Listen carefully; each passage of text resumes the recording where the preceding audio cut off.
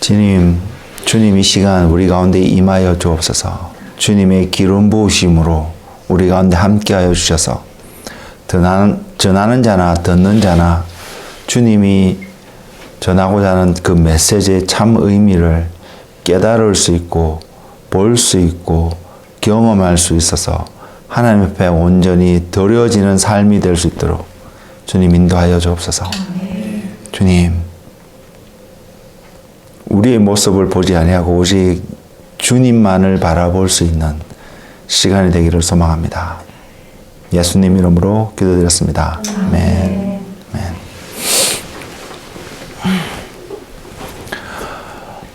말라기서입니다. 말라기서 1장 1절입니다.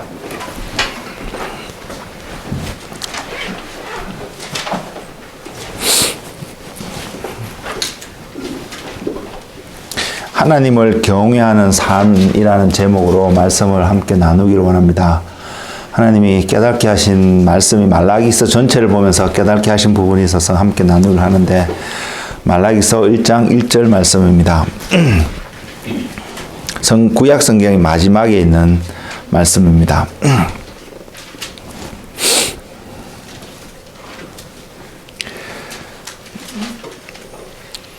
말라기서 1장 1절 말씀이 이렇게 기록되어 있습니다. 여호와께서 말라기를 통하여 이스라엘에게 말씀하신 경고라. 이 말씀을 통하여서 하나님이 말라기라는 선지자를 통해서 이스라엘에게 전하고자 하셨던 바로 그 메시지를 오늘을 사는 우리들에게 전하시고자 하는 하나님의 음성을 듣는 시간을 우리가 가지기를 원합니다. 제가 이 말씀을 지난주에 읽게 되었습니다. 읽게 되었고, 읽으면서 평소에는 잘 깨닫지 못했던 부분들을 하나님이 깨닫게 하신 부분이 있어서 오늘 여러분들과 함께 나누어야겠구나라고 생각을 하게 되어서 준비를 했습니다. 말라기서를 보면서 과거에는 분명히 어떤 부분적으로 이렇게 본 부분이 있다면 이번 주를 통해서는 하나님이 전체를 통해서 하나님이 전하고자 하는 메시지가 그곳에 있음을 볼 수 있어서 여러분들과 함께 나누기를 원합니다. 여러분들도 과거에 말라기서를 가지고 설교를 전하시는 분들의 메시지를 분명히 들어본 적이 있을 거라고 생각하는데 저도 있습니다. 저도 있는데 제 속에 기억에 남는 것은 말라기서 전체에 대한 어떤 내용을 전하기보다는 말라기서에 나타나는 부분적인 어떤 부분들을 전하는 메시지를 들은 기억이 있습니다. 그 대표적인 것이 말라기 3장에 나와 있는 11조에 관한 메시지를 전하실 때 말라기서의 내용을 갖고 많이들 전하고 있고요. 또한 말라기서 4장 마지막 부분에 주님께서 마지막 때에 엘리야를 보내겠다고 하시는 말씀이 내용이 나와 있습니다. 그 내용을 중심으로 또 이 시대에 전하는 메시지를 전했던 그런 메시지들을 들은 기억이 있습니다. 근데 오늘 제가 여러분들에게 전하는 것은 그런 내용은 아닙니다. 그런 내용은 아니고요. 이 말라기 전체부터 1장 1절부터 시작해서 하나님이 이 당시에 이스라엘 백성들에게 하나님이 무엇을 전하고 하셨는지를 제게 깨닫게 하신 부분이 있어서 여러분들과 함께 그것을 나누기를 원합니다. 그리고 그 메시지 전체를 통해서 깨달았던 것은 오늘 제목에서 말씀을 드렸던 것처럼 하나님을 경외하는 삶, 이스라엘 백성들에게 말라기라는 선지자를 통해서 하나님이 전하고자 했던 하나님을 경외하는 삶이 이러한 삶이어야 될 것을 한 몇몇의 영역에 대해서 구체적으로 하나님이 전하고 계시는 그 모습을 보면서 우리가 우리 삶 속에서 오늘 우리가 살아가는 우리의 삶 속에서 하나님을 어떻게 경외하는 삶으로 우리가 지금 살아가고 있는지 한번 살펴볼 수 있는 은혜가 있기를 원하고요. 또 우리가 부족한 부분이 있다면 하나님의 은혜를 구하면서 우리가 정말로 온전히 하나님을 예배할 수 있는 하나님을 경외할 수 있는 삶을 살아가게 해달라고 기도하면서 오늘의 메시지 앞에 우리 모두가 섰으면 좋겠습니다. 이 메시지는 지금 제가 오늘 전하는 이 메시지라기보다는 하나님을 경외한다는 그 주제의 메시지는 너무나도 중요한 메시지라고 생각합니다. 그럼에도 불구하고 이야기하고 나누고 훈련하고 프랙티스하기에는 우리에게 주어진 시간과 또는 우리가 이해하는 폭이 너무나 작아서 쉽지 않은 부분이기도 합니다. 그래서 이 모든 것을 감안하고 생각하고도 오늘 하나님께 우리에게 주신 한 부분들을 나눌 수 있기를 소망하고, 그래서 저와 여러분에게 하나님이 주시는 기름 부으심을 가지고 이 말씀을 이해하고 하나님께 아멘으로 하나님 은혜를 구하는 자리에 갈 수 있는 우리가 되기를 원합니다. 하나님을 경외한다는 것을 생각해 보면 우리의 가장 먼저 전해져 오는 그 뉘앙스, 어떤 첫 인상이라고 말할까요? 한 그런 부분이 엄숙하고 경건하고 조용하고 숨소리조차 내면은 안 될 것 같은 어떠한 그러한 분위기를 우리에게 전해주는 영역이 있습니다. 하나님을 경외하는 영역 속에서 그러한 부분들이 나타날 수 있음에도 불구하고 그러한 분위기만 우리에게 전달되어져 온 부분이 있기 때문에 이것은 분명히 하나님을 경외하는 삶의 온전한 부분을 나타내는 부분이 아님에도 불구하고 우리에게 그렇게 전하고자 있음을 보는 것이 또한 우리가 느끼는 경외함에 대한 하나의 첫인상이 아닐까 생각을 합니다. 그렇기 때문에 우리가 너무나도 중요한 하나님을 경외하는 삶의 그 중요한 것을 알매도 불구하고 이것이 소홀히 되어지고 또는 우리 삶 속에서 약간 무관심하게 가볍게 여겨지는 듯한 느낌을 지울 수 없는 것이 사실입니다. 그래서 오늘 말씀을 통해서 이것을 바라보면서 우리 안에서 이 개념이 깨어지길 원하고 하나님을 경외하는 삶이 우리에게 어떠한 삶으로 나와야 되는지 한번 자신의 삶을 돌이켜보면서 말씀 안에서 하나님을 함께하는, 하나님을 예배하는, 하나님을 경외하는 그 기쁨이 우리 안에 넘치기를 소망합니다. 이 말씀을 이해하기 위해서 먼저 한 가지 말씀을 드리기 원하는 것은 성경에 이스라엘 백성이라는 이스라엘이라는 단어들이 자주 나옵니다. 그래서 이 이스라엘이라는 이 단어 속에서 우리가 이해하기를 원하는 것은 두 가지 의미가 분명히 포함되어 있다고 믿습니다. 먼저는 육적인 아브라함의 자손들을 일컫는 이스라엘 백성들, 유대인들을 말하는 부분이 있다면 또 한 부분은 또한 이 오늘날 영적으로 아브라함의 자손이 된 하나님을 믿는, 오늘날의 표현으로 하면 믿는 그리스도인들을 지칭하고 있는 의미가 동시에 포함되어 있다고 믿습니다. 그래서 우리가 말씀을 접할 때에 이스라엘이라고 하나님이 전하고 계시는 그 이스라엘의 대상을 유대 땅에 살고 있는, 지금 중동 지역에 살고 있는 이스라엘, 아브라함의 육적인 자손들만을 생각하는 것이 아니라 우리까지도 포함해서 말씀을 바라볼 수 있기를 원합니다. 그래서 이 말씀이 그들에게도 동일하게 적용되어야 될 메시지가 있는 것도 바라보고요. 또한 우리에게도 동일하게 적용되어야 될 메시지가 있음을 동시에 바라보면서 하나님이 이스라엘과 또한 영적인 이스라엘에 대한 모든 믿는 사람들이 하나님 안에서 어떠한 모습으로 나와야 되는지를 볼 수 있는 그러한 은혜가 있기를 소망합니다. 그래서 로마서 1장 16절에는 그렇게 표현하고 있습니다. 내가 복음을 부끄러워하지 아니하노니 이 복음은 모든 믿는 자에게 구원을 주시는 하나님의 능력이 됨이라. 먼저는 유대인에게요 그리고 헬라인에게로다. 이렇게 표현하고 있습니다. 제가 그리고 가끔씩 이야기하듯이 성경에서 표현하고 있는 사람들은 크게 두 부류로 나누는데, 하나는 이스라엘 민족과 또 하나는 이방이라고 구분하고 있고, 또 좀 더 구분해 보면 하나는 믿는 사람들과 믿지 않는 사람들로 구분하고 있음을 바라봅니다. 그래서 이 말씀이 성경을 볼 때에 우리가 또 이번 주부터 창세기부터 또다시 읽기 시작하는데, 성경을 읽어가면서 말씀을 대할 때에 하나님께서 이 메시지를 우리 자신에게 던져주고 있음을 바라보고 그 말씀에 반응할 수 있는 저와 여러분이 되기를 원합니다. 하나님을 경외하는 데 있어서요, 가장 중요한 요소는 무엇보다도 예배입니다. 그래서 우리가 이 예배를 왜 중요한 요소인지를 살펴보기를 원하는데요. 이 예배는 단순히 우리가 주일을 거룩하게 성수로 한다, 주일을 지킨다라는 그 차원. 그래서 좀 더 심플하게 말하면 우리가 지금 주일을 맞이해서 이렇게 모여서 예배를 드리고 있는데 내가 이곳에 예배에 참석하고 예배를 드리는 것으로 하나님을 경외했다 라고 표현할 수 있는 것이 아닙니다. 예배는 그것을 말하는 것이 아니라는 사실입니다.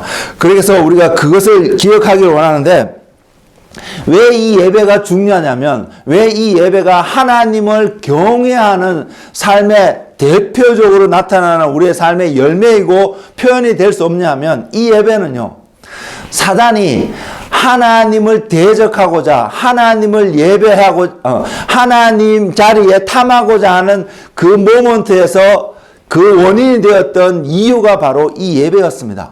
모든 피조물이 하나님을 예배하는 것을 시기하고 질투하고 사단이 그 자리에서 자기가 모든 예배를 받고자 하는 그 마음에서 나오는 그 원인이 됐던 하나의 뭐라고 할까요? 형식이라고 할까요? 어떤 삶의 표현, 그런 부분들이 있기 때문에 우리가 이 삶의 영역 속에서, 이 예배 속에서 하나님을 경외하는 삶이 반드시 증명되어야 될 필요가 있다고 저는 믿습니다.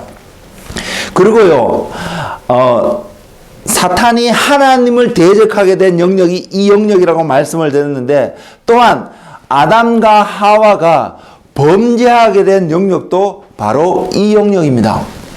왜? 아담과 하와에게도 사단이 유혹했던 것이 너희가 이 나무의 열매를 먹으면 하나님같이 될 수 있다. 하나님같이 될 수 있다는 그 영역 속에서는 모든 피조물이 그 대상을 예배하는 대상으로 삼는다는 것을 전제하고 있습니다. 그래서 아담이 그 나무의 열매를 따먹을 때는 하나님과 같은 어떠한 능력을 발휘하는 것뿐만 아니라 피조물들이 하나님을 예배하는 그 대상으로서 하나님께 나아오는 그 대상의 자리, 그 자리를 탐하고자 하는 마음이 그들의 마음속에 들어왔음을 분명히 보여주고 있습니다.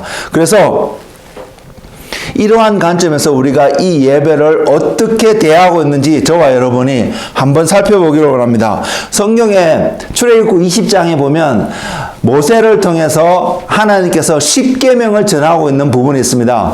첫 번째 계명이 나 외에 다른 신을 두지 말라.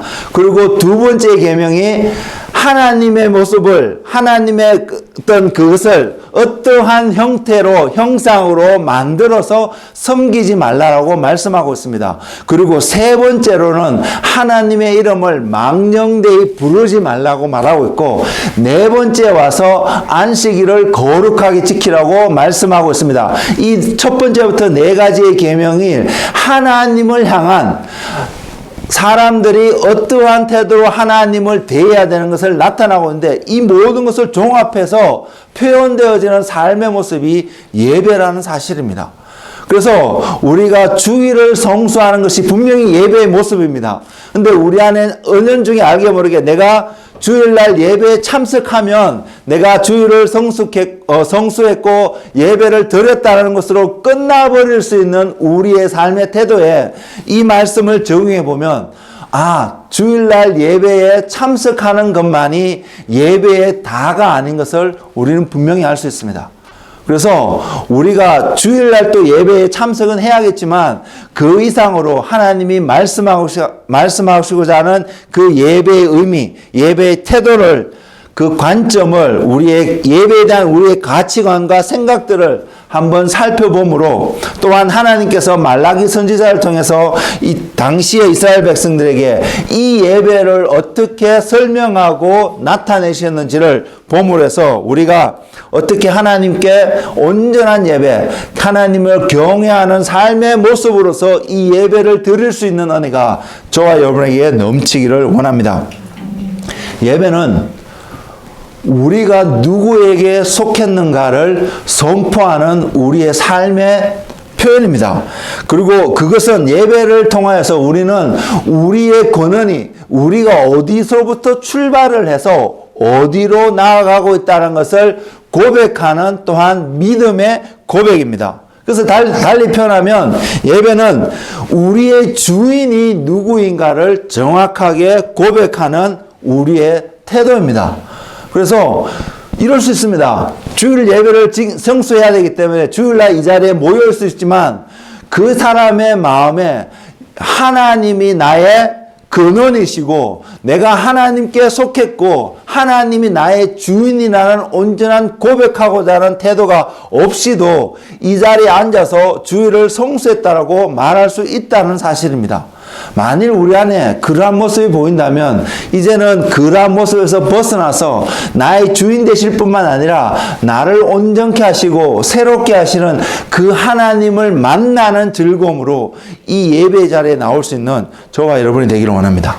그리고 이 예배 가운데 그러한 예배 가운데 나왔을 때 우리에게 준 축복뿐만 아니라 유익뿐만 아니라 또 놀라운 것은 하나님의 영광이 그것 가운데 드러날 수밖에 없다는 것입니다. 그래서 우리의 예배 가운데 우리가 어떤 형태로 어떠한 모습으로 예배를 드리고 있든지 이 예배를 통해서 저와 여러분 삶 속에서 하나님의 영광, 하나님 나라에서 지금 하늘에 있는 하나님 나라에서 나타나고 있는 그 하나님의 영광을 맛볼 수 있는 이 땅에서의 예배가 되기를 소망합니다. 그러기 위해서는 저와 여러분 삶 속에 하나님을 경외하고자 하는 그 마음의 열망과 열정과 그 순종과 온전함이 드러나야 될 줄로 믿습니다. 그래서 우리가 이 예배를 준비할 때에 항상 그러한 마음으로 그래서 이 예배에 대해서 기쁨과 즐거움으로 세상과 구별되어진 하나님께 온전히 드려질 수 있는 그 예배를 드리기를 원합니다. 예, 우리는 지금까지 어떠한 태도로 하나님께 이 예배 자리에 나오고 있었을까요? 주님 우리를 사랑하신 것에 대해서는 십자가에서 명확하게 표현되고 있습니다. 여러분 말라기서를 오늘 이 시간이 끝난 후에 집에 돌아가서도 다시 한번 읽어보시기를 권면을 드리는데요. 말라기서에서도 이스라엘 백성들이 하나님께 그렇게 항변을 합니다. 하나님이 우리를 어떻게 사랑했습니까? 라고 이야기를 하고 있는데 분명히 하나님이 그들을 사랑했던 것 또한 오늘을 사는 우리들에게 하나님이 우리를 어떻게 사랑하시는 것이는 분명하게 나타나 있습니다. 그래서 많은 사람들이 우리 삶 속에서 경험합니다. 내 삶이 어렵고 힘들고 고난 가운데 있을 때에 과연 하나님이 계실까? 하나님이 나를 사랑하셨을까? 하나님이 나를 사랑하시면 이러한 일들이 내 삶 속에 일어날 수 있을까? 이렇게 퀘션을 하게 되고 갈등하게 되는 모습들이 분명히 있는 것이 사실입니다. 그럼에도 불구하고 분명한 것은 하나님이 저와 여러분을 사랑하셨습니다. 그리고 그 사랑의 명확한 증거가 십자가에서 분명히 나타났고요. 그 십자가로 말미암아 우리 모두는 주님 앞에 용납되어 줄 수 있는 우리가 아무리 심각한 죄를 오늘 지었다 할지라도 우리가 그 십자가에서 피를 흘리신 주님을 신뢰함으로 그분 앞에 나아가서 하나님, 주님, 내가 오늘 또 이러한 죄를 지었습니다. 이 죄를 용서해 달라고 여러분이 고백하신다면 주님은 우리를 사랑하시는 주님은 저와 여러분을 얼마든지 용서하실 것입니다. 그래서 그 주님 앞에 날마다 달려갈 수 있는 은혜가 있기를 원합니다. 내가 죄를 지었고 그 죄로 인하여서 주님을 바라보지 못하고 그 죄만 바라보고 주님 앞에 달려가지 못하는 어리석음 가운데 빠지는 것이 아니라 주님께서 우리를 십자가에서 자기 목숨을 내어주시기까지 사랑하셨기 때문에 내가 어떠한 행위를 했든 상관없이 주님 앞에 달려갈 수 있는 그 은혜가 여러분 가운데 있기를 원합니다. 그러면 여러분의 노력으로 죄를 짓지 않게 되는 것이 아니라 주님의 은혜로 말미암아 그 죄에서 벗어날 뿐만 아니라 앞으로도 지을 수 있는 무궁무궁한 죄 가운데서도 자유로워질 수 있는 은혜가 분명히 주어질 것입니다. 주님이 약속하신 것이기 때문입니다. 그래서 그 약속을 믿으며 주님 앞에 온전히 달려갈 수 있는 그런 삶이 되기를 원하고 여러분 그 주님을 바라보고 그래서 그 주님 앞에 달려가게 될 때에 우리의 모습은요 그 주님을 사랑할 수밖에 없는 그런 모습이 될 것입니다. 그 사랑의 표현이 예배입니다. 우리 지금 그러한 예배를 드리고 있나요? 우리는 더더욱 날마다 이러한 예배를 드렸습니다. 어떠한 예배요? 내가 주님을 이만큼 사랑합니다. 그래서 이만큼의 사랑하는 그 표현하는 예배. 내일 되었을 때 주님을 이만큼 사랑하면 그것을 표현하는 바로 그 예배를 드릴 수 있는 저와 여러분이 되기를 원합니다. 저는 분명히 믿습니다. 그러한 예배를 드리는 사람들은 하나님을 경외하는 삶의 모습이 날마다 뭔가가 증가되어서 드러나게 될 것을 말입니다. 그런 은혜가 우리 가운데 있기를 원합니다. 그래서 예배를 드려왔는데 하나님이 그래서 예배를 말씀하셨는데 말라기서를 보면 이스라엘 백성들이 이 예배를 무시하고 있음을 또는 이 예배를 가볍게 여기고 있음을 분명히 발견할 수 있습니다. 우리는 어떨까요? 우리는 어떻게 지금 예배를 드리고 있나요? 먼저는 그들이 어떻게 예배를 가볍게 여기거나 무시하고 있냐면 이렇게 나와 있습니다. 제사장들이 하나님의 이름을 멸시하는 일들이 그들의 삶 속에 있었다는 것을 보여주고 있습니다. 구체적으로 말하면 이것은 하나님의 이름을 망령되이 부르는 것입니다. 제3계명을 실제적으로 어기고 있다는 것을 말하고 있습니다. 그것이 말라기서 1장 6절에서 7절 말씀에 그 내용이 나오는데 이 내용을 통해서 하나님이 뭐라고 말씀하시냐면 너희들은 나의 이름을 멸시하였다고 말하고 있습니다. 한번 그 말씀을 읽어보겠습니다. 내 이름을 멸시하는 제사장들아 나 만군의 여호와가 너희에게 이르기를 아들은 그 아버지를 종은 그 주인을 공경하나니 내가 아버지일진데 나를 공경함이 어디 있느냐 내가 주인일진데 나를 두려워함이 어디 있느냐 하나 너희는 이르기를 우리가 어떻게 주의 이름을 멸시하였나이까 하는도다. 너희가 더러운 떡을 나의 제단에 드리고도 말하기를 우리가 어떻게 주를 더럽게 하였나이까 하는도다. 이는 너희가 여호와의 식탁은 경멸히 여길 것이라 말하기 때문이라. 이들이 어떠한 삶 속에서 이렇게 정말로 표현했는지 우리의 지금 입장에서는 상상하기 힘듭니다. 왜?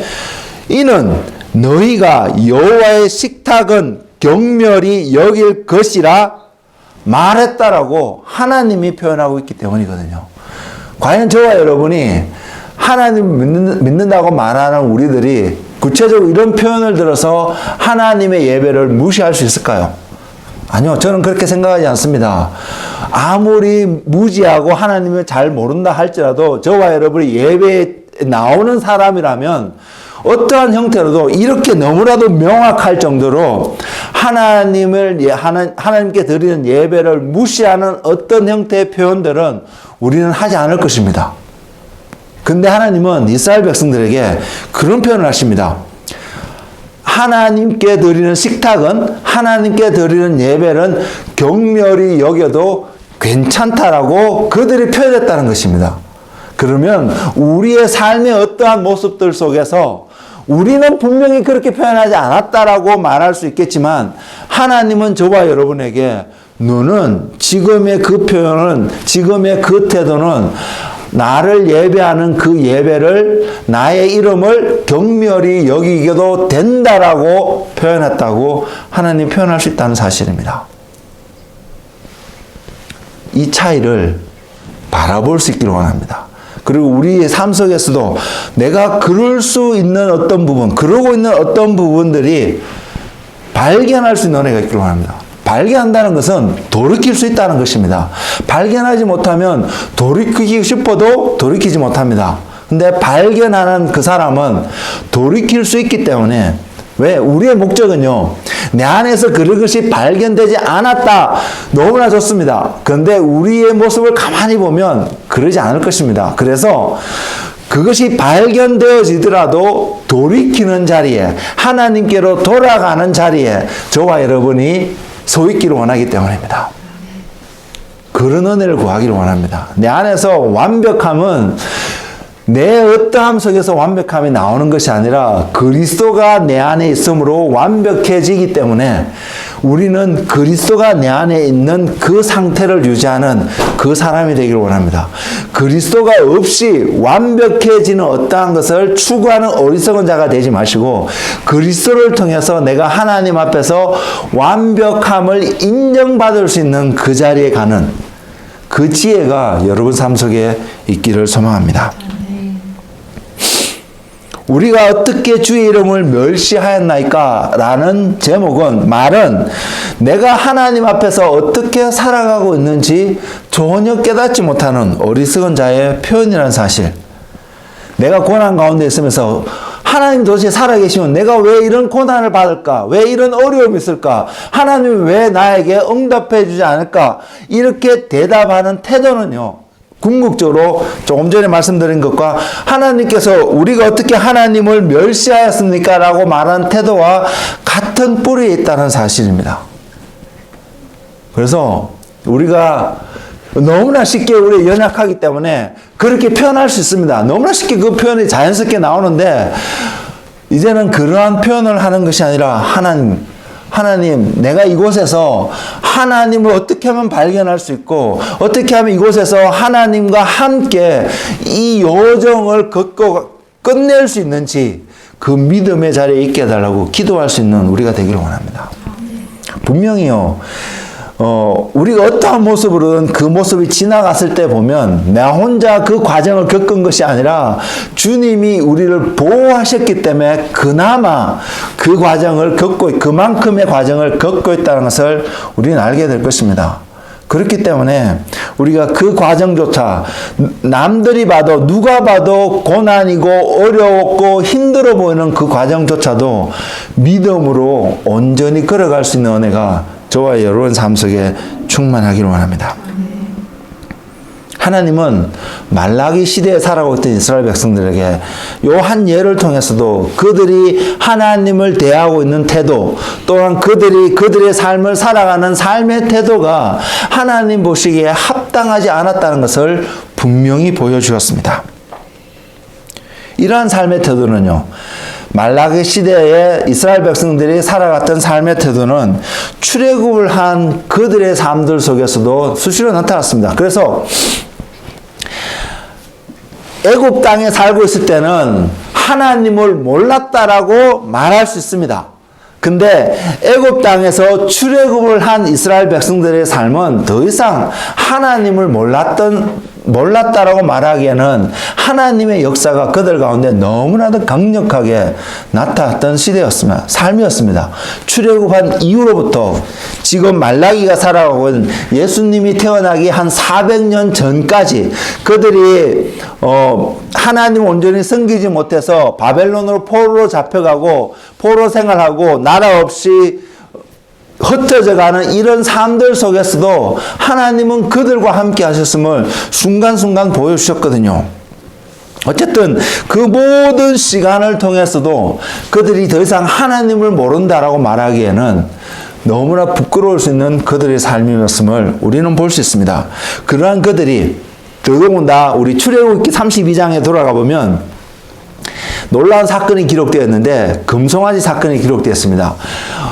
어떤 시대를 떠나서라도 이 당시의 그 제너레이션만큼 하나님을 더 강력하게 경험했던 세대는 드물었다라고 말할 수 있을 만큼 하나님을 너무나도 강하게 완전하게 경험하고 있던 그 세대가 하나님을 예배하는데 금송아지를 가져다 놓고 하나님을 예배하는 그런 사건이 출애굽기 32장에 기록되어 있습니다. 이때는 모세가 하나님으로부터 계명을 받기 위해서 40주야를 하나님 산에 머물며 있을 당시에 이스라엘 백성들이 아론에게 협박을 했던지 부추기어서 이렇게 말합니다. 모세가 산에 올라간 모세가 어떻게 되는지 우리는 알지 못한다. 그가 죽었는지 살았는지 이제는 알지 못하기 때문에 너는 우리를 애굽에서 인도해낸 신을 만들라고 종용을 합니다. 그래서 아론이 그들에게 너가 갖고 있는 검을 다 가지고 와서 이곳에 모아라고 해서 그것을 갖고 만드는 것이 금송아지입니다. 금송아지를 만들고 이야기하는 것이 이는 너희를 애굽에서 인도한 하나님이라고 이야기하며 그 금송아지 앞에 예배를 드리는 모습을 성경은 기록하고 있습니다. 우리라면요, 우리 입장에서는 이런 말을 할 수 있을 것입니다.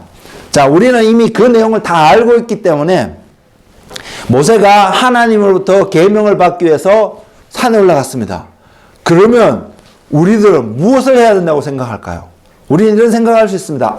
모세가 그 모든 과정을 잘 마치고 하나님의 계명을 잘 받을 수 있도록 우리는 함께 모여서 따로 모여서 기도하고 중보해야 된다고 생각할 수 있을 것입니다. 근데 이스라엘 백성들에게 나타났던 사실은 그런 모습이 아니었습니다. 어쩌면 그들 생각 속에서 그것이 중보의 모습이라고, 그것이 하나님을 예배하는 모습이라고 분명히 생각하고 했을 것입니다. 왜? 결과적으로 금송아지가 너희를 애굽에서 인도한 하나님이라고 선포하고 있으니까요. 근데 하나님은 그 모습을 보시면서 그들을 다 멸하라고 하셨습니다. 하나님의 공의는 그들을 다 멸하고도 남을 만한 공의였습니다. 하나님의 공의는 저와 여러분을 다 멸하고도, 달리 말하면 저와 여러분을 지옥에 보내고도 합당할 만큼의 공의였습니다. 근데 지금 출애굽기 32장의 내용들은 모세가 하나님 앞에서 중보 기도를 하고 있습니다. 하나님께 기도를 함으로 하나님께서 그 뜻을 돌이키는 장면이 나오는데, 그 뜻을 돌이키는 것도요, 모세가 중보를 해서 하나님이 그들을 단순히 긍휼하고 불쌍히 여기고 사랑해서 돌이키는 것이 아니었습니다. 모세가 어떻게 중보를 하냐면, 하나님께서 하나님의 이름으로 애굽을 면하고 그들을 불러내지 않았습니까? 그리고 약속하신 가나안 땅으로 데려가겠다고 하지 않았습니까? 근데 하나님께서 지금 이들 이곳에서 멸하시면 세상 사람들이 하나님을 가볍게 여길 것입니다 라고 이야기하고 있습니다. 하나님이 더 이상 능력이 없어서 가나안 땅에 데려갈 수가 없어서 그들을 이 땅에서 들어가기 직전에 다 멸하였다고 세상 사람들이 하나님의 이름을 가볍게 생각하지 않겠습니까? 라는 중보 기도를 하고 있습니다. 이스라엘 백성들의 어떠함이 아니었습니다. 하나님의 이름 때문에 하나님은 이들을 살려두시고자 하는 결정을 하는, 그것이 그들에게 긍휼의 모습이었고 사랑의 모습이었음을 분명히 볼 수 있습니다. 십자가 사건도 마찬가지였습니다. 우리의 어떠함 때문에 십자가를 통해서 우리의 구원이 보장된 것이 아니었습니다. 주님께서 우리를 위해서 그 피를 흘려주셨기 때문에, 십자가에서 하나님의 공의가 충족될 수 있었기 때문에 하나님의 사랑이, 우리를 구원하실 수 있는 하나님의 온전한 사랑이 부족하지 않게 드러날 수 있었다는 사실 말입니다. 그래서 우리는 자랑할 수가 없습니다. 우리의 어떠함이 구원을 얻게 된 것이 아니었기 때문에요. 이스라엘 백성이 어떠함이 그 멸망이 당연함에도 불구하고 그곳에서 그 심판의 강도가 낮아질 수밖에 없었던 그 이유, 그들의 어떠함이 아니었습니다.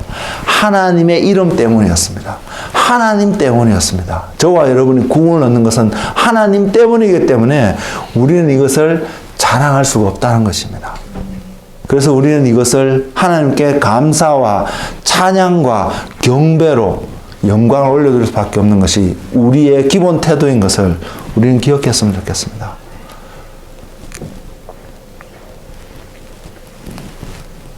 그래서 우리는 겸손해야 합니다. 그래서 우리는요, 하나님의 은혜를 구하는 자리에 늘 갈 수 있는 그러한 하나님의 사람들이 되어야 합니다. 그러지 않을 때는 하나님께 드려야 될 영광을 우리는 그렇게 계획하지 않았을지도 모릅니다. 의도하지 않았지만 우리가 겸손의 자리에, 하나님 은혜를 구하는 자리에 머물러 있지 않으면 우리의 본성은 자연스럽게 하나님의 영광을 탈취하는 자리에 가게 되어 있기 때문입니다. 이러한 자리를 가도록 프리벤트하고 우리를 막아 세워주고 하나님께 온전한 태도로 갈 수 있게 하는 삶이 바로 하나님을 경외하는 삶입니다. 그 삶이 하나님의 이름을 함부로 부르지 않고 하나님의 이름을 멸시하지 않을 수 있는 그 삶으로 나오게 되고 그 삶에 대한 한 태도가 하나님 앞에 나와 드리는 예배의 태도가 될 것을 우리는 기억했으면 좋겠습니다.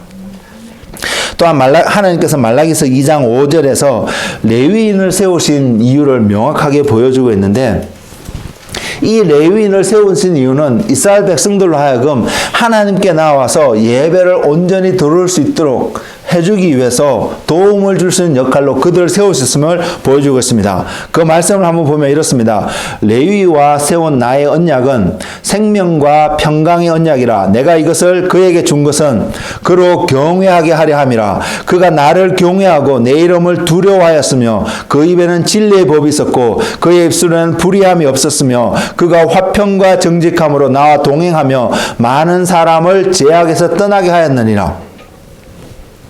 뒤에 가서 다시 한번 그 말씀을 한번 드리긴 하겠습니다만은 우리가 먼저 기억해야 될 것은 제사장을 이야기하고 레위를 이야기하기 때문에 저와 여러분이 나는 그러한 그룹이 아니기 때문에 상관없어라고 생각하시면 여러분이 말씀을 잘못 이해하는 것입니다. 신약시대, 특히 신약시대를 살아간 저와 여러분은 우리 모두는 왕같은 제사장이라고 부르심을 입었습니다. 그래서 우리는 여전히 레위와 같은 부르심이 있음을 볼 수 있어야 합니다. 그래서 여기서 말씀을 가만보면 레위인을 통하여서 하나님이 계획하시고 보기를 원하시는 삶의 모습이 있습니다. 하나님께서 언약을 통해서 레위에게 생명과 평강의 언약을 준 이것은 하나님을 경외하기 위해서라고 말을 하고 있는데 하나님을 경외하고 내 이름을 두려워하게 되는 그 삶이 어떠냐면 그들의 입에는 진리의 법이 있어야 된다는 것입니다. 우리의 입에는 지금 어떠한 법이 어떠한 것을 이야기하고 있습니까? 오늘날 신약시대를 살아가는 우리의 삶으로 바꿔 말하면 그리스도인들의 입에는 진리의 법이 있어야 되고 그 입술에는 불의함이 없어야 하며 그가 그리스도인들의 삶은 화평과 정직함으로 하나님과 동행하는 삶이 되어야 되며 많은 사람들을 죄악에서 돌이킬 수 있는 그러한 삶이 되어야 되는 것을 이야기하고 있습니다. 이것이 하나님을 경외하는 자의 삶 속에서 나타나야 되는 삶의 특징이라고 믿습니다. 물론 오늘날 많은 교회들이 비난을 받고 있습니다. 그 이유는 그들이 이러한 삶을 온전히 프랙티스 하지 않았기 때문에 삶을 살지 않았기 때문에 우리도 마찬가지입니다. 우리가 세상으로부터 지탄을 받는 어떠한 행동을 하고 있다면 우리의 삶 또한 지금 말라기서 2장 5절 6절에서 보여지는 이러한 삶의 모습이 우리 안에서 온전히 드러나고 있지 않기 때문에 우리는 비난을 받게 될 것입니다. 반대로 이러한 삶을 온전히 하고 있는데 우리가 손가락질을 당하고 있다면 그것은 핍박을 받는 것이겠지요. 우리 안에 그러한 삶이 되기를 원합니다. 이 땅에서 삶을 살아가는데 우리의 입술에는 진리의 법이 있고 불의함이 없고 화평과 정직함으로 주님과 동행하는 그 삶, 많은 사람을 죄악에서 떠나게 할 수 있는 그 삶이 저와 여러분의 삶이 되기를 원합니다. 제사장들에게도 동일하게 말씀하고 있습니다. 7절에 나와 있는데요. 제사장의 입술은 지식을 지켜야 하겠고 사람들은 그의 입에서 율법을 구하게 되어야 할 것이니 제사장은 만군의 여호와의 사자가 됨이거늘. 이것을 오늘날의 말씀, 오늘날의 표현으로 바꿔버리면 오늘날 목회자는 입술의 지식을 지켜야겠고 사람들은 그의 입에서 율법을 구하여야 되어야 할 것이니 목사들은 만군의 여호와의 사자가 되었다함을 인식하고 살아야 될 줄 믿습니다. 제가 오늘 목사라고 표현을 했는데 우리 모두가 마찬가지입니다. 그리스도인이라면 우리는 여호와의 사자로서 사도 바울이 표현하고 있지 않습니까? 너희는 하나님의 대사라고 표현하고 있지 않습니까? 우리 모두는 그와 같이 그 대사로 부르심을 입고 세상 가운데 보냄을 받았기 때문에 입술에는 지식을 지켜야 되겠고, 어떤 지식을 지키냐면 하나님의 지식입니다. 하나님이 보이시고 말씀하시는 하나님에 관한 지식입니다. 이것을 지키고 그 입에서는 하나님의 계명을 구하는, 하나님의 뜻을 구하는 삶이 되어야 된다는 것을 말하고 있습니다. 하나님의 뜻을 전하는 자가 되어야 된다는 것을 말하고 있습니다. 그렇다면 하나님께 나와서 하나님으로부터 메시지를 받지 않는다면, 하나님으로부터 뭔가를 전해지지 않는다면 어떻게 그 사람들이, 어떻게 믿는다고 말하는 사람들이 세상을 향해서 하나님의 지식을 전하고 하나님의 뜻을 전할 수 있겠습니까? 이것이 하나님을 경외하는 삶의 한 부분입니다. 저는 전부라고 말씀드릴 수는 없습니다. 한 부분이라고 분명히 말씀드릴 수 있습니다. 저와 여러분 삶 속에 그러한 삶이 지금 빌드업 되어져 가고 있습니까? 저와 여러분 삶 속에 하나님께서 지금 레위와 제사장이라고 그룹하는 그 사람들에게 말씀하고 계시는 이러한 삶의 모습들이 날마다 하나씩 둘씩 세워져 가고 있습니까? 우리에게 이러한 삶이 온전히 세워가는 우리가 되었으면 좋겠습니다. 그래서 베드로 사도는 그의 글 속에서 이런 표현을 하고 있습니다. 너희는 택하신 족속이요 왕같은 제사장들이요 거룩한 나라요 그의 소유가 된 백성이니 이는 너희를 어두운 데서 불러내어 그의 기이한 빛에 들어가게 하신 이의 아름다운 덕을 선포하게 하려 하심이라. 하나님의 아름다운 덕을 선포하게끔 저와 여러분을 부르심을 입었습니다. 그것을 하기 위해서 우리에게 요구되어지는 것 있다면 하나님을 경외하는 삶이 우리의 삶 속에서 드러나야 됨을 성경은 분명히 말하고 있습니다. 오늘날 우리에게 목사를 주고 선지자를 주고 교사를 주고 복음 전환자를 주고 이러한 자를 주신 것은 교회를 세워가기 위해서라고 분명히 성경은 증거하고 있습니다. 이제는 구약시대는요, 레위라든지 제사장이라든지 특별하게 부르심을 입은 사람들이 하나님의 그런 역할을 감당하고 있다면, 신약시대는 이제는 그런 사람들을 통해서 교회를 세워가게 하고요, 그 교회가 세상에 하나님의 메시지, 구약시대의 레위와 제사장들이 했던 그러한 역할들을 하게끔 우리를 부르셨다는 것을 성경은 이야기하고 있습니다. 그래서 우리 모두가 나는 그런 사람 아니니까 나에게는 적용이 안 돼, 이렇게 말할 수 없다는 사실입니다. 우리 모두는 그런 자리에 부르심을 받고 그래서 하나님을 경외할 수밖에 없는 삶을 살아야 되는 것을 이야기하고 있습니다. 그리고 그 삶을 통해서 우리 삶 속에 화평과 정직함의 삶을 살도록 부르심을 입었다는 것을 성경은 이야기하고 있습니다. 이것이 예배의 삶입니다. 이러한 삶이 바로 예배가 되어야 될 것을 우리는 좀 더 이해하고 그 예배 자리에 나아가고 그 예배를 구하기를 원합니다. 우리가 주일날 하루 모여서 짧게 드린 이 시간을 통해서 내가 하나님께 온전히 예배를 했고 내가 은혜 받는 말씀을 들은 것으로 만족하는 것이 아니라 우리 매일매일의 삶이 바로 이러한 예배의 삶이 될 수 있도록 하나님 앞에 날마다 자신을 드려줄 수 있는 그런 은혜의 가운데 살아가는 한 분 한 분이 되기를 원합니다. 아론의 두 아들이었던 나답과 아비후가 잘못된 불을 들임으로 그들은 그 자리에서 심판을 받았습니다. 이것도 예배의 문제였습니다. 우린 잘 보시기 바랍니다. 우리가 오늘날 어떠한 예배를 드리냐에 따라서 우리의 구원의 문제까지도 영향을 받을 수 있다는 사실 말입니다. 왜? 예수님을 구주로 영접한다는 것은 내가 어떠한 예배를 드리겠다는 것을 전제하는 것을 말하고 있기 때문입니다. 우리는 지금 마지막 시대를 살아간다고 말합니다. 많은 사람들이 이야기합니다. 지금 코로나 시대를 해서 코로나가 666과 연관시키는 이런 메시지도 많이 나오고 있는데요. 저는 아직 거기까지는 모르겠습니다. 그렇듯 우리가 지금 마지막 시대에 살아가고 있다는 것에 대해서는 누구나 공감하는 그런 시대에 살아가는데 이 마지막 시대에 우리에게 처음부터 끝까지 결정적으로 도전을 주는 명제가 있다면, 주제가 있다면 예배의 문제입니다. 666을 받느냐 안 받느냐, 뭐 이런 차원의 문제로 빠지면 여러분은 가장 중요한 핵심을 놓쳐버릴 수 있습니다. 666을 받고 안 받고 그 받은 자와 안 받은 자의 특징은요, 그 사람들이 누구를 예배하고 있냐의 결과가, 그의 삶들의 결과가 나타나기 때문입니다. 그래서 이 시대에 과거에도 그렇겠지만 마지막 시대로 말하는 이 시대의 가장 더 큰 특징은 저와 여러분이 지금 누구를 예배하고 있느냐, 이거를 살펴보므로 우리가 이 시대에서 구원을 얻을 만한 자격이 우리 안에서 드러나고 있는지 안 나타나고 있는지 알 수 있다는 알 수 있다는 것입니다. 즉 우리가 살아가는 삶의 방식은 하나님을 온전히 예배하는 삶의 태도이며 방법이어야 됨을 우리는 기억하기를 원합니다.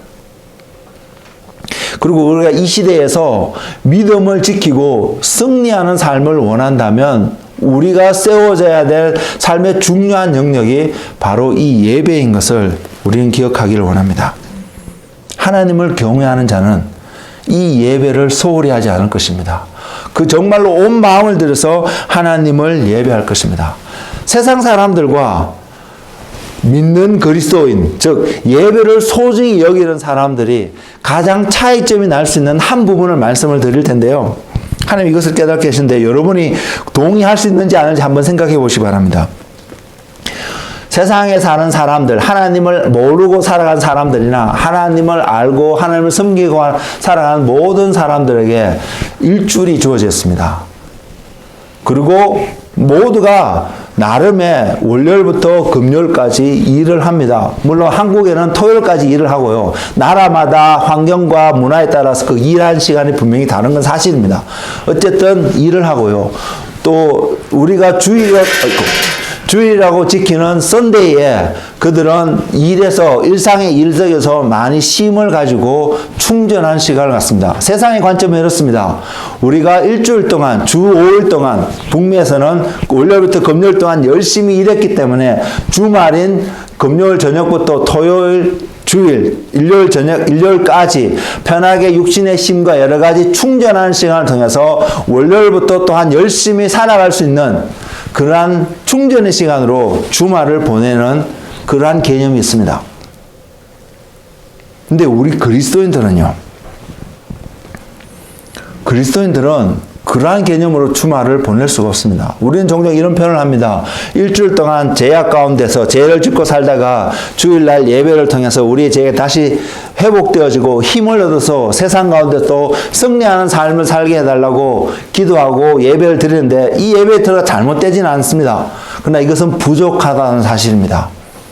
우리는 어떻게 살았냐면요, 주일날 지친 우리 일주일의 삶을 주일날 회복해서 다시 세상 가운데 가는 것이 아니라 이 일주일에 이 월요일부터 금요일, 토요일까지의 삶을 어떻게 우리가 이 주일을 준비하면서 이 삶을 살아갔을까 고민하면서 이 삶을 페이풀하게 살아간다는 것입니다.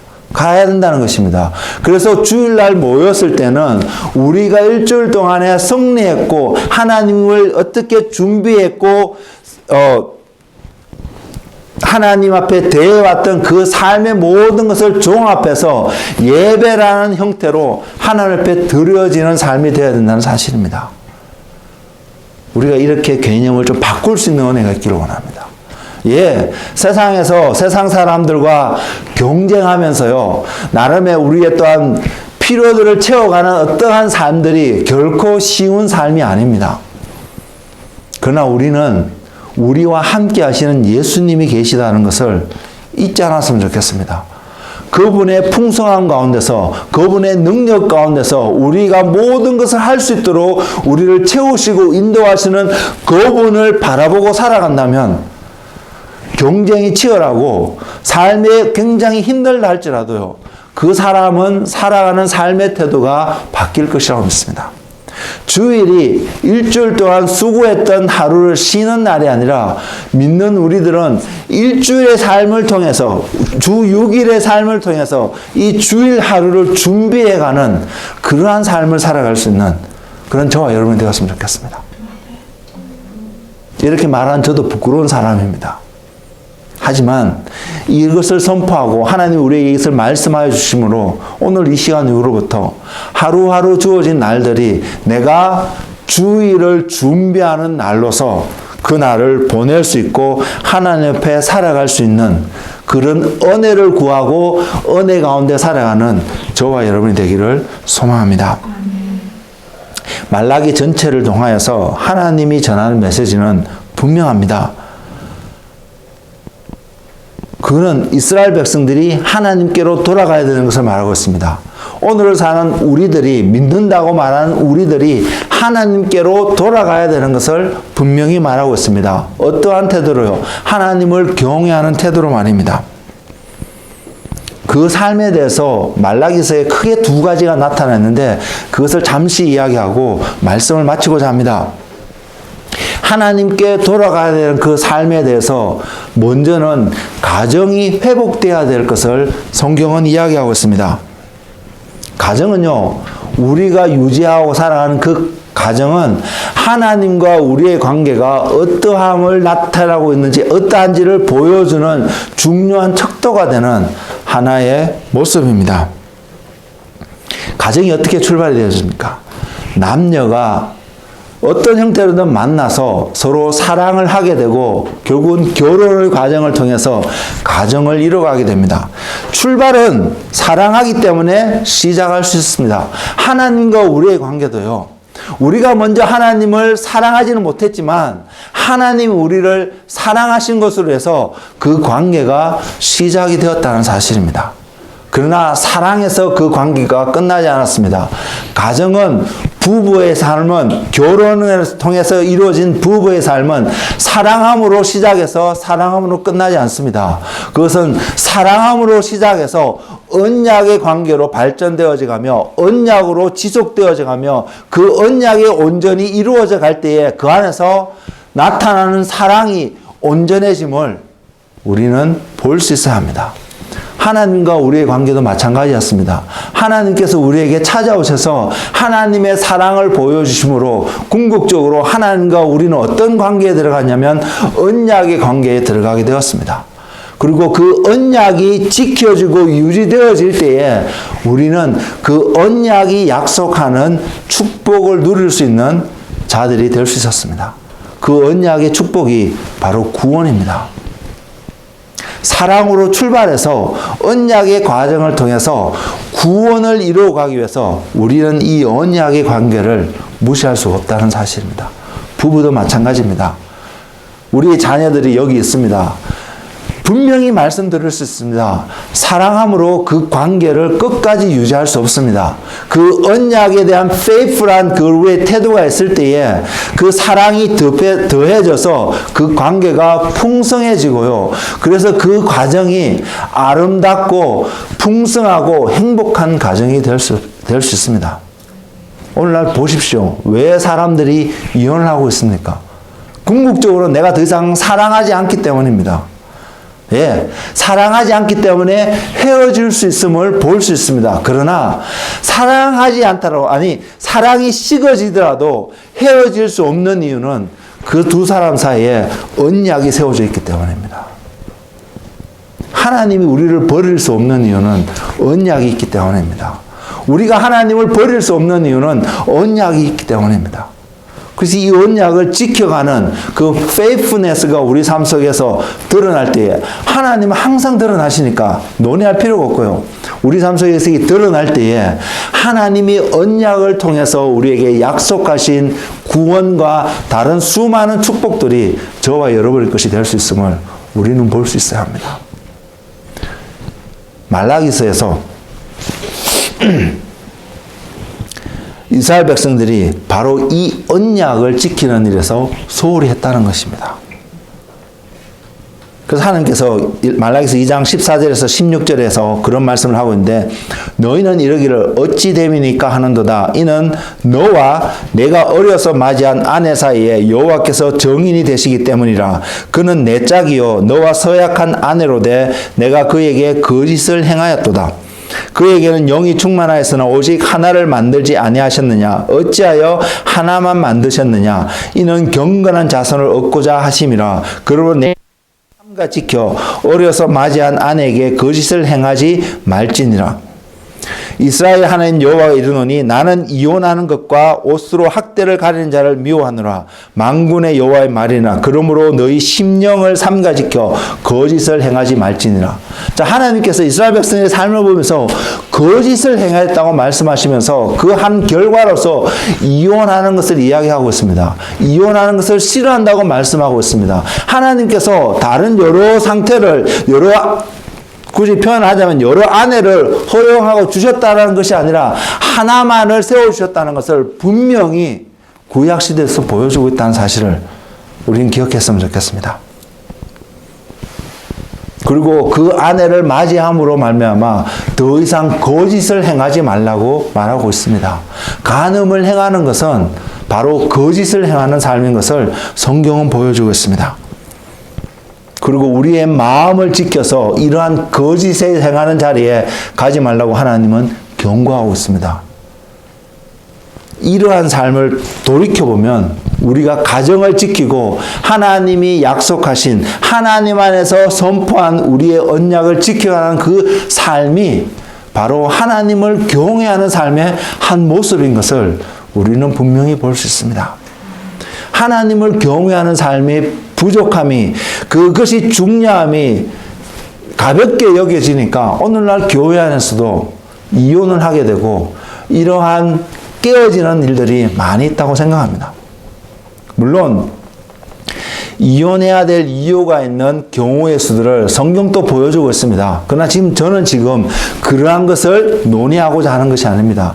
궁극적으로 하나님께서 가정을 통해서 말씀하시고자 하는 궁극적인 이유를 저와 여러분이 발견하기를 원합니다. 하나님은 왜 이혼을 미워하시는지 그 이유를 발견하기를 원합니다. 그 안에서 우리가 사랑으로 시작했던 그 관계가 언약에서 그 언약을 지킴으로 그 사랑이 풍성해지는 아름다운 가정, 아름다운 삶, 그 결과 하나님을 경외하는 삶으로 나올 수밖에 없는 그러한 가정을 가지고 있으면 이루어가시는 저와 여러분이 되기를 원하고요. 또 그 가정을 꿈꾸는 우리 자녀들은 그것을 바라보면서 하나님 앞에 기도하며 그 가정을 준비해가는 그러한 자녀들이 되기를 주의 이름으로 축복을 드립니다. 말라기서 2장 14절에서 16절 말씀은 무엇이 거짓의 삶인지를 보여주는 중요한 한 예입니다. 바로 이 거짓된 삶에서 벗어나 정직한 삶을 살아가는 것이 성경에서 말하는 하나님을 경외하는 삶인 것을 분명히 보여주고 있습니다. 동일한 내용이 에베소서에서도 표현하고 있습니다.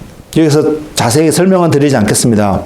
그 에베소서에서 아내와 남편의 관계, 자녀와 부모의 관계, 종과 상전의 관계가 어떠해야 됨을 분명히 설명하고 있습니다.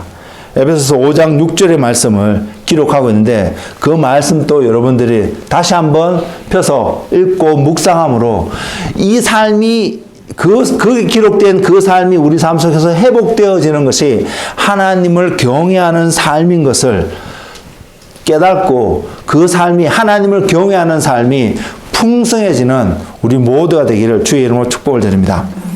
마지막으로 한 가지는요. 11조에 대한 이야기입니다. 이 11조는 다른 어떤 것보다 말라기서에서 표현되어 있는 이 11조는 하나님과 재물에 대한 당시의 사람들 또 오늘 사는 우리들에게 어떠한 태도로 이것을 바라보고 있는지 가르쳐주고 있는 하나님의 지혜이고 가르침이라고 믿습니다.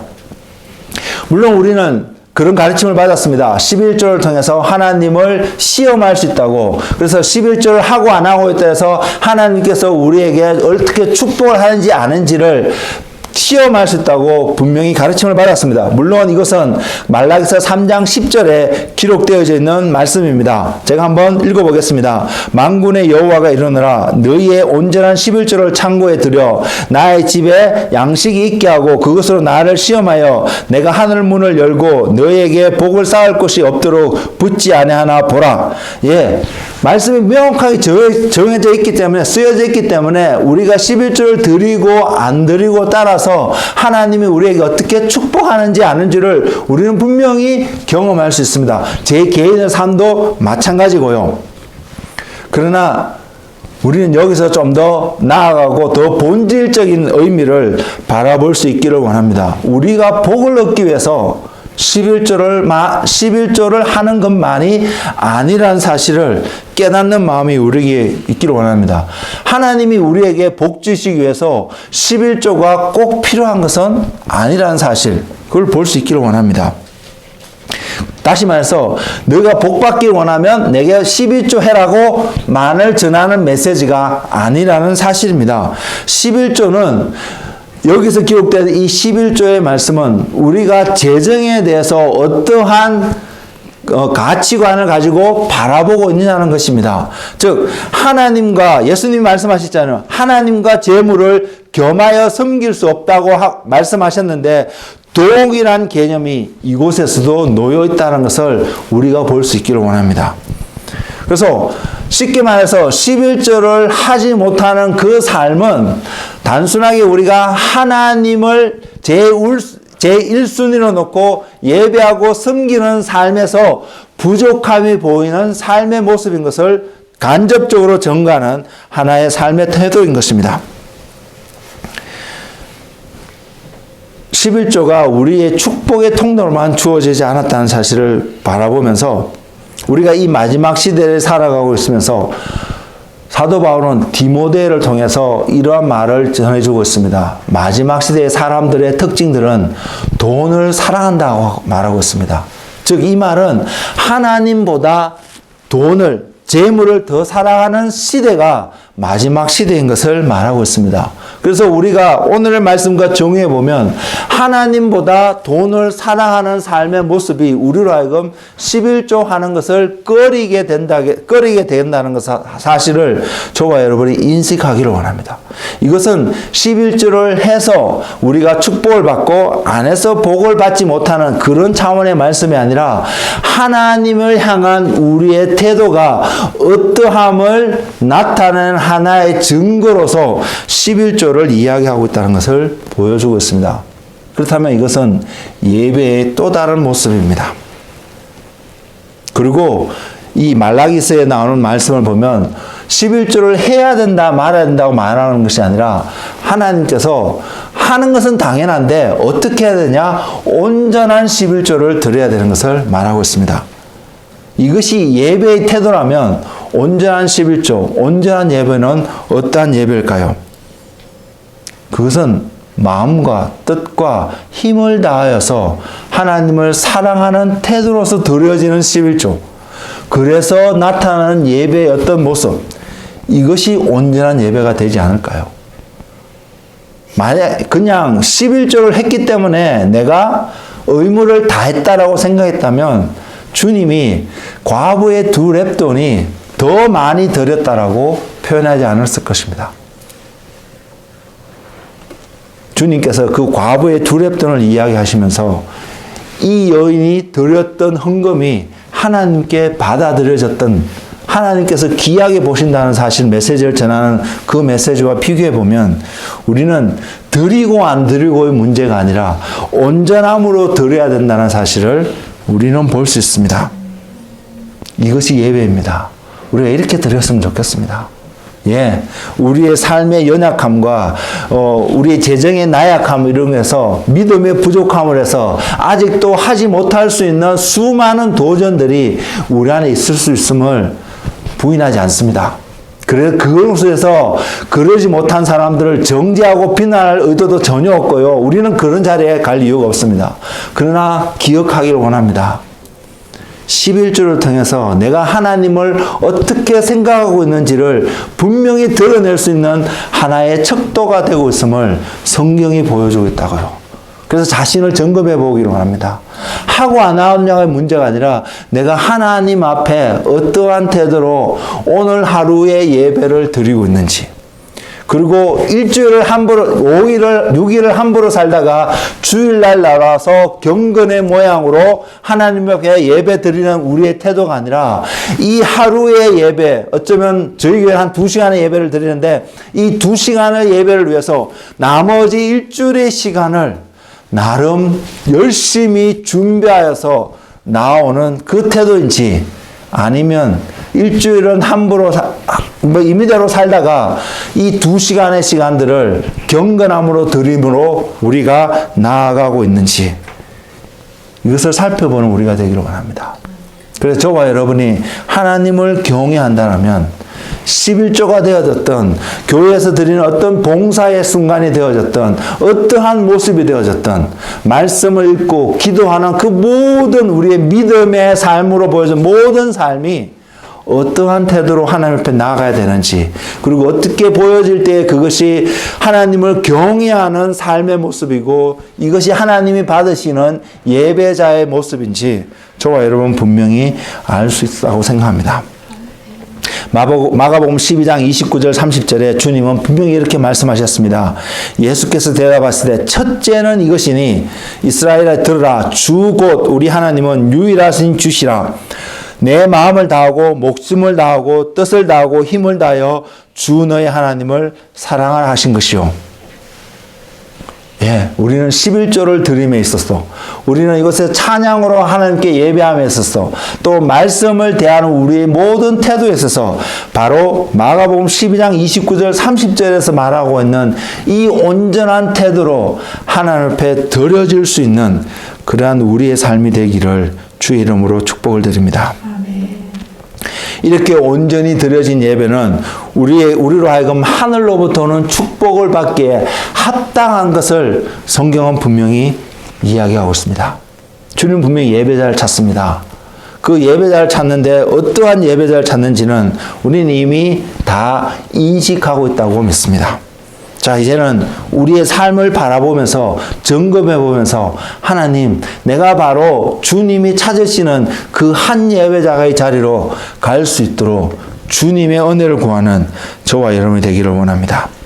예배는 하나님을 우리가 어떻게 경외함으로 나아가고 있는지 하나님을 대하고 있는지를 나타내는 중요한 척도가 된다는 사실을 기억하고 우리가 하나님 앞에 온전한 예배를 드리는 즉 그러므로 말미암아 우리의 드려지는 예배가 하나님이 기뻐하시고 기뻐하심으로 험량하는 기뻐하심으로 받아들이는 바로 그 기쁨의 예배 하나님에게 즐거움을 드리는 그 예배가 드리는 경외의 삶이 나타나는 저와 여러분이 모두가 되시기를 주의 이름으로 권면을 드립니다. 기도하겠습니다.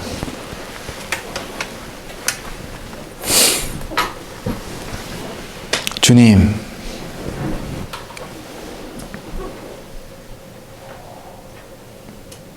하나님께서 우리를 부르셔서 하나님을 경외하는 삶으로 살게끔 우리에게 말씀하고 계심을 다시 한번 바라봅니다. 하나님 이 시간 우리에게 주님의 빛을 비춰주시옵소서. 우리의 어떠한 경우에도 하나님을 경외하는 삶으로 나아갈 수 없음을 고백합니다. 그래서 우리가 하나님 앞에 경외함으로 살기 위해서 하나님의 은혜가 필요하고 하나님의 도우심이 필요하고 하나님께서 우리의 기름을 부으셔서 은혜를 주셔서 우리의 눈을 여셔서 깨닫는 마음을 주셔야 됨을 믿으며 나아갑니다. 그렇게 나아갈 때 하나님 우리에게 하나님을 온 마음과 온 뜻과 온 힘으로 사랑할 수 있는 그 마음을 허락하여 주셔서 하나님이 찾으시는 예배자 하나님이 기뻐 받으시는 바로 그 예배를 드리는 한 사람 한 사람 되게 하여 주옵소서. 우리 각자의 입술 속에 거짓이 없고 정직함으로 진리를 말하고 진리된 그 지식을 전하고 많은 사람들을 죄악 가운데서 돌이킬 수 있는 그 삶을 살아가는 그런 하나님의 경외하는 그 삶이 우리 모두에게 나타날 수 있도록 주님 이 시간 기름 부으시며 안수하여 주시고 주님 인도하여 주옵소서. 하나님 지금까지 우리의 삶의 예배에 대한 우리의 태도가 부족하였고 온전하지 못하였다면 하나님 오늘 이 시간 이후부터는 우리가 돌이키는 은혜 그리고 하나님 은혜로 말미암아 우리가 하나님 앞에 온전한 예배를 드려지는 그런 하나님의 사람이 될 수 있도록 주님 인도하여 주옵소서. 주님 우리의 힘으로 할 수 없는 것을 너무나 잘 알기 때문에 하나님을 의지하는 마음으로 오늘 또 주님 앞에 나아갑니다. 그래서 우리가 날마다의 삶 속에서 늘 예수 그리스도를 바라봄으로 오늘 또 그 자리에서 하나님의 은혜 가운데서 하나님을 온전히 예배하는, 하나님을 경외하는 삶이 될 수 있도록 주님 인도하여 주옵소서. 선한 일을 시작하신 주님께서 그 일을 완성하여 주실 것을 믿습니다. 그 믿음을 주님 앞에 드리며 그 주님을 바라보며 오늘 또 주님을 기다립니다.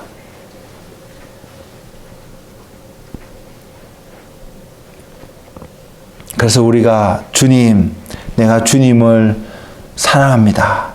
주님을 더 알기를 원합니다.